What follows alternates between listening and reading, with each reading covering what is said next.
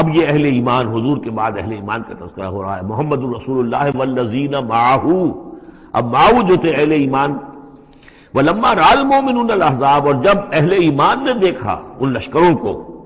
قالوا هذا ما وعدنا اللہ ورسولہ وصدق اللہ ورسولہ، انہوں نے کہا یہی تو ہے جس کا اللہ نے وعدہ کیا تھا ہم سے اور اس کے رسول نے وعدہ کیا تھا۔ اب دیکھیے ایک ہی سچویشن ہے، اس کا ریئیکشن کس قدر ایک دوسرے سے مختلف ہے۔ معلوم ہے یہ مسئلہ ہے انسان کا اندرونی، یضل بہ کثیرا ویہدی بہ کثیرا، تو جیسے قرآن کے بارے میں آیا اسی طریقے سے اس سچویشن سے بھی انہوں نے کیا کہا، ہم نے تو سنا ہوا ہے، پہلے ہی اللہ نے کہہ دیا تھا وَلَنَبْلُوَنَّكُمْ بِشَيْءٍ مِّنَ الْخَوْفِ وَالْجُوعِ وَنَقْصٍ مِّنَ الْأَمْوَالِ وَالْأَنفُسِ وَالثَّمَرَاتِ، یہ قرآن مجید میں سورہ بقرہ میں آیت نہیں آ چکی تھی؟ لَتُبْلَوُنَّ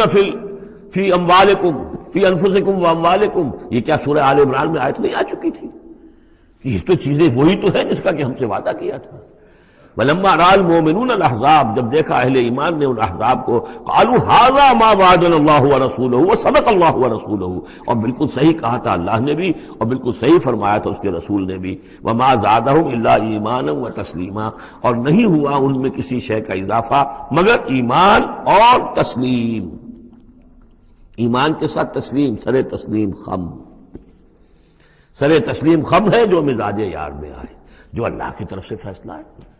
جیسا کہ ہم پڑھ چکے ہیں سورہ توبہ میں، اگرچہ سورہ توبہ تو بہت بعد میں نازل ہوگی، ابھی 4 سال بعد میں اس سورہ مبارکہ کے وہ زمانہ نزول کے اعتبار سے، لیکن ہم تو پڑھ چکے ہیں ہر طرح موسم بنا اللہ احد الحسنیین، ہمارے لیے تم کیا اندازہ کس چیز کا انتظار کر سکتے ہو سوائے 2 نہایت اعلیٰ ترین صورتوں کے، ہم سب کے سب شہید ہو جائیں تب بھی ہماری کامیابی ہے، اور ہم کامیاب ہو کر آ جائیں تو تب تو تم بھی مانو گے کامیابی ہے، اس لیے ہمیں تو کوئی اندیشہ ہی نہیں۔ تو اس میں تسلیم ان کے اندر،